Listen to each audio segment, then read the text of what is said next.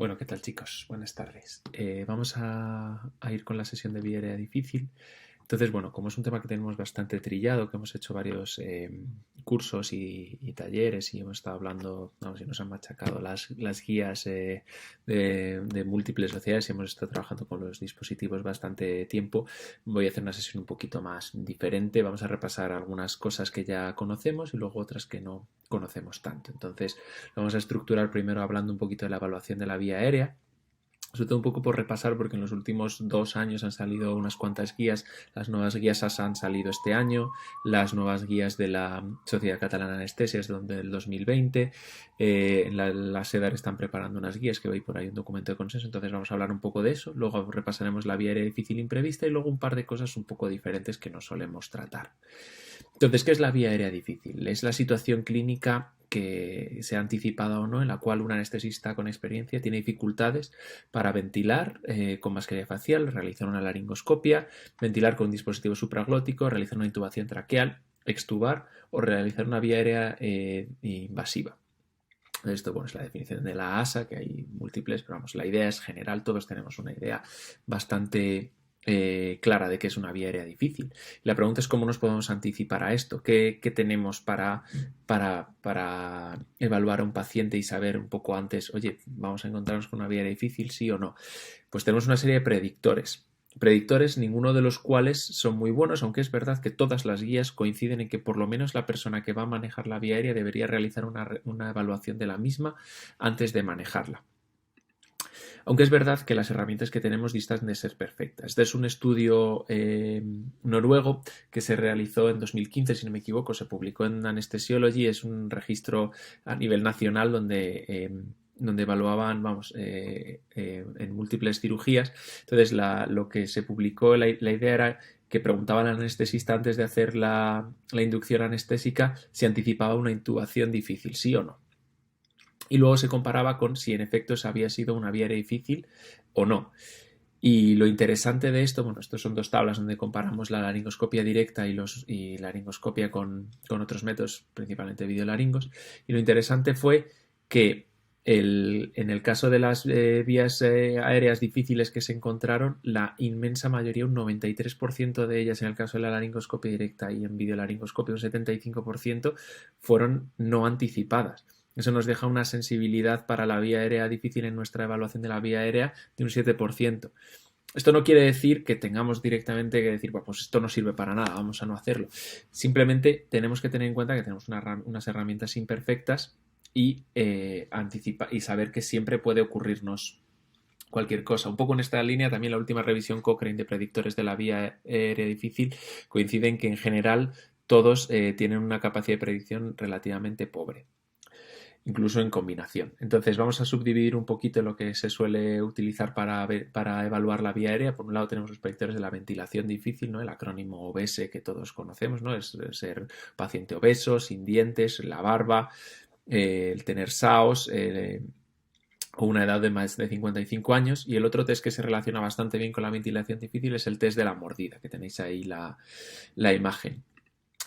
Y respecto a la intubación, bueno, lo más importante también en la ventilación es la historia previa del paciente. Quiero decir, si un paciente ya ha sido intubado, deberíamos buscar si esta intubación había sido difícil en veces anteriores o si no. Esto es importante de cara a realizar cualquier anestesia. O, por ejemplo, un paciente en la reanimación, siempre tenemos que intentar ir todo lo preparados, porque este es el mejor predictor que podemos tener de una intubación difícil. Luego, cosas más evidentes como las alteraciones anatómicas, dificultades en la movilización y, bueno, luego toda la serie de medidas que todos conocemos bien, ¿no? El Mallampati, apertura bucal, las distancias tiromentonianas, esternomentonianas, el cuello grueso. Bueno, todas las cosas que conocemos. Este es un resumen de una infografía de las guías catalanas de anestesia, que me parece bastante interesante, donde donde juntan los predictores que les parecen más importantes. Y eso está un poco basado en las recomendaciones de la Sociedad Europea de Anestesia, que recomienda 4 test que se deberían realizar siempre al evaluar una vía aérea, que es el Mallampati, el test de la mordida, la distancia interincisiva, la flexoextensión cervical y la distancia tiromentoniana. Consideran que estos 4 o 5 test son las cosas que siempre deberían evaluarse en la vía aérea. Y luego ellos añaden, por ejemplo, el grosor cervical. Entonces, dividen un poco, según los predictores que veamos, la vía aérea en no difícil, difícil, evidente o conocida, y aquella potencialmente difícil. La no difícil es aquella en la cual no tenemos ningún dato que nos haga sospechar una vía aérea difícil, y la difícil conocida pues es aquel paciente que tiene una historia previa, que ha sido irradiado, que tiene cirugía maxilofacial que se le ha hecho o alteraciones anatómicas congénitas, y luego factores muy evidentes como que prácticamente no abra la boca, menos de 3 centímetros, o que no tenga movilidad cervical. Y luego existe la vía aérea potencialmente difícil, que es aquella en la cual tenemos algunos predictores de vía aérea difícil, pero no muchos, ¿no? Cuando son más de 3, de hecho, consideran que es una vía aérea difícil. 3 de estos test que vemos aquí consideran que es una vía aérea difícil conocida. Entonces, ¿qué hacemos con esta información? Bueno, pues ellos nos dicen, oye, si ya sabes que tienes una vía aérea difícil prevista, pues directamente ve a una intubación despierto, ¿no? O sea, es un paciente que va a ser difícil de intubar, vamos a dejarle en apnea y jugárnosla a ver qué pasa. Y cuando tenemos un paciente con una vía aérea que aparentemente no tiene ninguna dificultad, no tiene ningún predictor, siempre puede ser una vía aérea difícil imprevista, pero procederemos con una inducción anestésica normal. ¿Y qué pasa con esos pacientes intermedios? ¿Qué hacemos con ellos? Pues ellos se plantean un poco de cuál es tu contexto. Es decir, estamos, por ejemplo, estamos en un sitio donde tenemos personal entrenado que sabe manejar la vía aérea, o enfermería que nos puede ayudar. Tenemos todos los dispositivos a nuestro alcance, es decir, tenemos cerca un videolaringo, tenemos dispositivos de rescate cerca. Es un paciente que tiene bajo riesgo de aspiración, que bajo riesgo de desaturación rápida, y tenemos una probabilidad relativamente alta de éxito. Bueno, pues en general, si tenemos todo a nuestro favor para manejar con seguridad esa vía aérea, pues deberíamos ir a una inducción anestésica, y si no lo tenemos, pues deberíamos proceder con una vía aérea despierto. Este infográfico es de las guías de la ASA, que un poco plantean lo mismo, ¿no? Si te sospechas un paciente con una dificultad para intubar o para manejar la vía aérea, pues tienes que hacerte 3 preguntas, ¿no? Sospechas que vas a tener dificultades para ventilar, ya sea con mascarilla facial o con mascarilla laríngea. ¿Tiene un riesgo elevado de aspiración? ¿Tiene un riesgo elevado de saturación? Si cualquiera de estas 3 preguntas la respuesta es sí, recomiendan plantear un manejo de intubación con paciente despierto, manteniendo ventilación espontánea. Si las 3 son no, pues procedemos de nuestra manera habitual. ¿Y ahora qué vamos a manejar la vía aérea? ¿Qué cosas siempre tenemos que tener en cuenta? Bueno, pues tenemos que tener nuestro plan, que tenemos ya sea con el algoritmo que nos dé la gana, el que estemos más familiarizados, con el que nos sepamos mejor, pero siempre tener claros los pasos a la hora de manejar la vía aérea. Tenemos que comunicarle este plan al resto de personas que están con nosotros. La enfermería, por ejemplo, que trabaja con nosotros, o los cirujanos tienen que saber, oye, este paciente es potencialmente difícil, preveo que pueda tener que utilizar estas cosas, vamos a tener este material cerca, que es lo siguiente que vamos a hacer, vamos a optimizar a este paciente. Es decir, colocar al paciente. Las guías de la Sociedad Catalana de la Sociedad de la ASA las guías ASA dicen que no hay gran diferencia, ellos no encuentran en la literatura diferencia entre la posición de olfateo y la posición en rampa, y recomiendan cualquiera de las dos. Las guías de la Sociedad Catalana recomiendan combinarlas. Bueno, luego esto sería además preoxigenar al paciente bien, conseguir un NTAID además del 90%. Generalmente las guías de vía aérea recomiendan oxigenación al 100%, aunque es verdad que cada vez más se reconoce el papel de las atelectasias por reabsorción cuando utilizamos oxígeno al 100%, y se plantea que quizás se podría considerar utilizar menos, aunque no hay ninguna recomendación así especialmente fuerte. Entonces vamos un poco con el manejo de la vía aérea difícil imprevista, y vamos a repasar. Esta infografía es de las guías catalanas, que me parece que es bastante visual y claro. Es un poco por ver qué hay de nuevo en esto que se plantea en toda la serie de guías nuevas que han ido saliendo.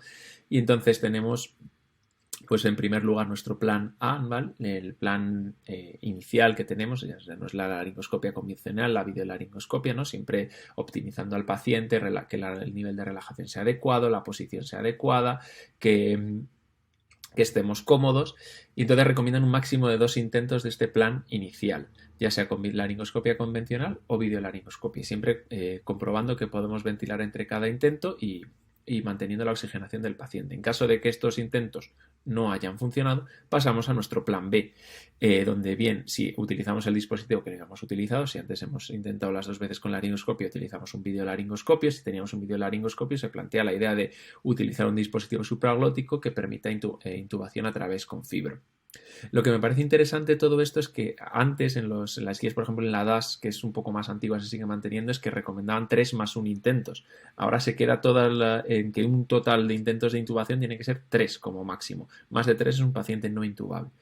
Y ya si llegamos al plan B en el cual no conseguimos intubar, tenemos que empezar a pensar en cuán urgente es manejar la vía de este paciente. Quizás estamos en un quirófano que es diferible y entonces despertar al paciente y no seguir un poco intentando intubar al paciente sabiendo que podemos encontrarnos en una situación como sería la del plan C, que es cuando ya empezamos a tener problemas para ventilar al paciente, y lo que vamos a intentar es optimizarle para intentar ventilar con mascarilla facial o colocar un dispositivo supraglótico de segunda generación. Máximo 2 intentos de esto, y si conseguimos mantener la ventilación del paciente, aquí es donde sí tenemos que pararnos a pensar en esta situación verdaderamente.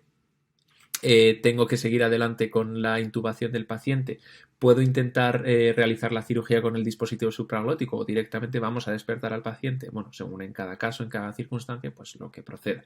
Y ya si en cualquier momento, ya sea en el plan A, en el plan B o en el plan C, no podemos ventilar al paciente, estamos en una situación no intubable, no ventilable, que esto es una emergencia, hay que comentarlo con todo el equipo con el que estamos y proceder a realizar una vía aérea quirúrgica. Estas son las guías de la DAS que comentaba, que están un poquito más desactualizadas, y así un poco por compararlo, ¿no? Seguían comentando lo de 3 más 1 intentos y luego en el plan B directamente, 3 más 1 intento sería todos los intentos de intubación lo consideran ellos plan A, y el plan B es la ventilación con dispositivo supraglótico. Y luego ya finalmente el plan C es la ventilación con mascarilla facial de rescate. Es que si lo conseguimos en cualquiera de estos dos, de cualquier forma de ventilación, es cuando nos tenemos que parar a pensar si podemos despertar al paciente o no, y luego pues el plan de no ventilable, no intubable. Y luego este documento de consenso que había colgado ahí en la página de la SEDAR, que se ha estado hablando de unas guías de la SEDAR de manejo de la vía aérea. Y bueno, la idea, lo que sale en el documento de trabajo, que todavía no está terminado, es que es un máximo de 3 intentos de intubación, en la misma línea que las guías de la Sociedad Catalana. Definen el mejor intento, que es algo que se define en otras guías, pero me parece una cosa importante a repasar para nosotros. Y luego también me parece curioso que recomiendan la cricotirotomía como la opción prevalente en la opción no ventilable, no intubable, que normalmente se suele decir que o bien si tienes un cirujano cerca que pueda realizar la intervención o bien la cricotirotomía, normalmente las guías no se mojan, en este caso consideran que es una opción mucho más rápida. Entonces, ¿qué es esto del mejor intento? Para considerar que estamos realizando el mejor intento de intubación, tenemos que estar realizándolo con la persona con mayor experiencia, con una relajación neuromuscular completa, con una posición óptima de la vía aérea y además con una manipulación laringea externa óptima, es decir, que el paciente esté con su rodete en la espalda, con una posición de olfateo adecuada, una altura adecuada. Tenemos que estar cómodos, nos tiene que estar ayudando alguien que nos pueda ayudar bien a hacer una maniobra de burp, y luego tenemos que utilizar el laringo adecuado, con la longitud adecuada, el tipo de pala adecuada. Esto pues quizás es más de cosas de infantil, pero bueno, tener en cuenta que el material tiene que ser el adecuado. Esto, bueno, os lo dejo para que le echéis un ojo, que son las guías ASA, que es un poco lo mismo, plantean este esquema circular, ¿no? Que ahora vamos a ver en otra cosa, una curiosidad. Entonces no vamos a entrar más porque bueno, la idea es un poco lo mismo, y este sería el algoritmo ASA de principio a fin, desde la evaluación de la vía aérea, la intubación despierto o la vía aérea difícil imprevista. Bueno, Vamos a pasar con lo siguiente, que es el Vortex Approach, que es una cosa que me he encontrado preparándome esta sesión, que yo no lo conocía, la verdad, y me parece interesante comentarlo, que es una cosa que plantea un anestesista australiano que se llama Nicholas Grimes, que la idea no es sustituir al manejo de la vía aérea que plantean las guías, ¿no? Ellos no se plantean hacer un review de la literatura y plantear su propio algoritmo, sino es más bien una ayuda cognitiva para el manejo de situaciones de crisis en el manejo de la vía aérea. Y esto me parece muy interesante porque lo que hacen es acompañarlo todo por un montón de dibujitos y simbolitos que hacen todo más visual y te ayudan a la hora de tomar decisiones en esas crisis que suelen ser tan complicadas. Entonces, así resumiéndolo mucho, luego si queréis buscarlo en internet, vortexapproach.org, y la página web está muy bien, además para que todo el mundo lo pueda leer. Bueno, la idea un poco en general es que existen 3 patas para garantizar la oxigenación del paciente. Por un lado está la intubación, el manejo con dispositivo supraglótico o el manejo con mascarilla facial. Cualquiera de estas 3 patas puede conseguir oxigenar al paciente y darnos cierta estabilidad. Recordad que tenéis que situar, estamos en la típica situación de crisis de metes el laringo y ves un Cormac 4 y dices, ostras, ¿y esto ahora qué hacemos? Entonces, la idea con esto es que tienes que pensar que sea cual sea el inicio que hayas tomado a la hora de intentar oxigenar a tu paciente, tienes que realizar un máximo de 3 intentos de cada forma de intubación y recordar que entre cada intento tiene que cambiar algo. Es decir, tienes que intentar optimizar al máximo el intento, ya sea de laringoscopia, de ventilación con dispositivo supraglótico, lo que sea, pero tienes que intentar optimizarlo entre cada 3. Si no hay nada optimizable, tienes que considerar que esa manera de oxigenar al paciente no va a mejorar y no es una opción. Y pasar a la siguiente, que es cualquiera de las otras 2. ¿Vale? La idea es considerar como que te puedes ir moviendo en círculo entre estas 3. Y ahora veremos lo que significa el Vortex aquí. Y también te aporta una serie de ayudas cognitivas que me parecen muy interesantes, que es qué puedes mejorar en cada intento de oxigenar al paciente con cada una de estas 3 maneras. Ya sea manipulando la posición del paciente, haciendo maniobras de burp en el caso de la intubación o en el caso de la ventilación con dispositivo supraglótico, manipular el dispositivo correctamente, moverlo, colocarlo, utilizar adyuvantes, por ejemplo, una guía a la hora de intubar, qué guía utilizar, el tamaño y tipo de dispositivo que estás utilizando, es un tubo muy grande, muy pequeño, el dispositivo supraglótico, la mascarilla facial es muy grande, muy pequeña, recordar la aspiración, el flujo adecuado de oxígeno, que estemos dando un flujo alto, que tengamos un nivel adecuado de relajación neuromuscular. Y lo importante de todo esto es que nos ayuda a la hora de ir abandonando aquellas opciones que no nos son útiles una vez hemos optimizado todo esto, pasar a la siguiente y en cada vez que abandonemos una opción considerar que estamos cayendo como si fuera un vórtice hacia la situación de rescate, que es la vía aérea invasiva, ¿no? Una crico. Entonces, debemos considerar que con cualquiera de estos 3 es válida la oxigenación. Y si conseguimos oxigenar, digamos, a estas estaciones verdes donde podemos pararnos y pensar y evaluar cuál va a ser nuestro plan ahora, ¿vale? La idea de todo esto sería en quirófano o aquellos sitios donde se maneja habitualmente la vía aérea tener estas ayudas cognitivas que nos ayuden a pensar rápido, porque es verdad que esto es una situación de crisis que generalmente muchos nos podemos bloquear y necesitamos un poco el empujón de decir esto no sirve. ¿He mejorado todo lo que tengo que mejorar? Sí. Pues entonces esta vía no me sirve. Vamos con la siguiente o con la siguiente. Y finalmente, la vía aérea quirúrgica para tomar la decisión lo más rápido posible y salvarle la vida al paciente. Entonces, bueno, esa curiosidad para que la tengáis en cuenta y si queréis leer un poco más. Y ahora vamos con la vía aérea difícil fisiológica, que es una cosa que se suele hablar poco, pero si os fijáis, por ejemplo, en las guías ASA o en cualquiera, se considera, te preguntan, oye, ¿es este paciente un paciente con riesgo elevado de saturación?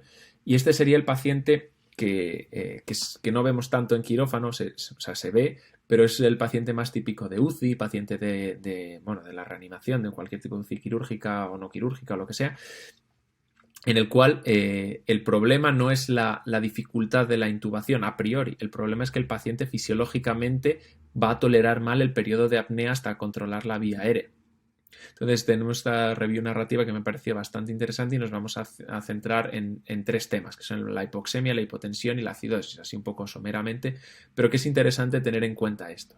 Entonces esta review que nos comenta ¿qué es lo más importante a la hora de manejar la hipoxemia en el paciente hipoxémico que llega? Es decir, típica llamada por ponernos en situación, nos llaman, oye, el paciente de la cama 5 está saturando al 85%, está con un trabajo respiratorio brutal y, oye, que hay que intubar a este paciente. Entonces tú llegas, tomas la decisión de que sí, es verdad, este paciente hay que dormirle y hay que intubarle. Y entonces, ¿cómo hacemos esto? Lo más importante es una preoxigenación adecuada. Y la preoxigenación no es cualquier preoxigenación, no es ponerle una mascarilla así suelta, no. Necesitamos oxígeno a flujos muy, muy, muy, muy altos y una mascarilla que se selle adecuadamente. Esto, por ejemplo, en quirófano es fácil de hacer. Podemos colocarle las mascarillas habituales, pero oye, a veces hay algunas que sellan mal y lo importante es apretar bien, que selle bien la mascarilla. ¿Por qué? Porque queremos que llegue el oxígeno al 100% a nuestro paciente y conseguir un end-tidal de oxígeno del 90%. Si tenemos pérdidas por la mascarilla, ese oxígeno que estamos dando se va a perder, se va a diluir con aire ambiente y entonces no vamos a estar dando una mezcla de 100% de oxígeno. Entonces necesitamos una mascarilla con sellado adecuado y oxígeno a altos flujos para compensar esas pérdidas que podemos tener a través de la mascarilla.